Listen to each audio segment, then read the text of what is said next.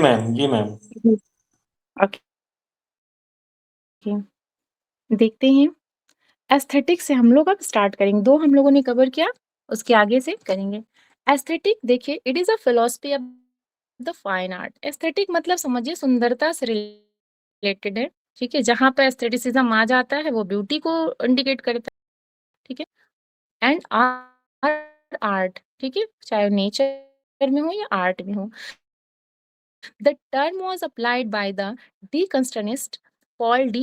Mann. Most important है, याद रखिएगा। Philosophical approach है, उसमें क्या बोल रहे हैं? Which poses questions relating to the nature or definition of beauty. और जब philosophical साइकोलॉजिकल एस्पेक्ट में क्या होता है? अप्रोच करते हैं which examine the perception, origins and effects of beauty. Next देखते हैं एस्थेटिसिज्म। अभी हमने क्या देखा? एस्थेटिक देखा। अब हम देखेंगे एस्थेटा। मोस्ट इंपॉर्टेंट है, ये ग्रीक वर्ड एस्थेटा से लिया गया है। Things perceptibly by senses. In French and English literature, a 19th century movement, the German philosopher Alexander Baumgarten, okay, applied the term aesthetica.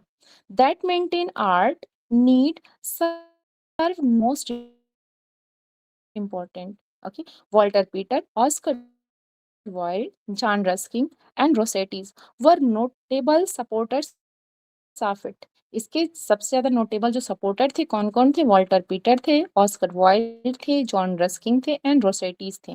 Okay, they believed in art for art से, कला कला के लिए है।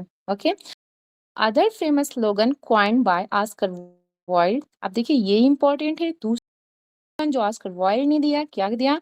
Life imitates art. जो जिंदगी है वो किसको इमिटेट करती है? कला को, ठीक है? Beauty was to be was aesthetic and sensual, not intellectual or moral. Okay, आगे देख लेते हैं aesthetic distance. A separation between the audience and work of art that is necessary. देखिए सुंदरता से हमारा क्या होना चाहिए? थोड़ी सी दूरी भी बनेगी तभी तो हम उसके बारे में एक्चुअल हम उसका analysis appreciate the work as an aesthetic relationship between the reader or viewer and the work of art. Distance, however, does not imply, imply complete किसी के भी अगर है डिस्टेंस थोड़ा सा बना के सेपरेट होकर ही तो हम उसको the term was coined by most important W 1946 में the verbal icon 1954 they wrote in the reaction of a poem can be measured by the psychological responses in insights in its readers. Therefore, a reader must have a critical approach. It is defined by Wimsatt as the error of elevating a poem by its emotional effects upon the reader. According to distance, इसमें भी देखिए क्या होना है, affective fallacy क्या होता है? जैसे कि मान लीजिए हमने किसी को कोई भी एक्टर एक्ट्रेस हमको वो प्यारा है, पसंद है, वो कुछ भी बनाया वो मुझे पसंद आ गया।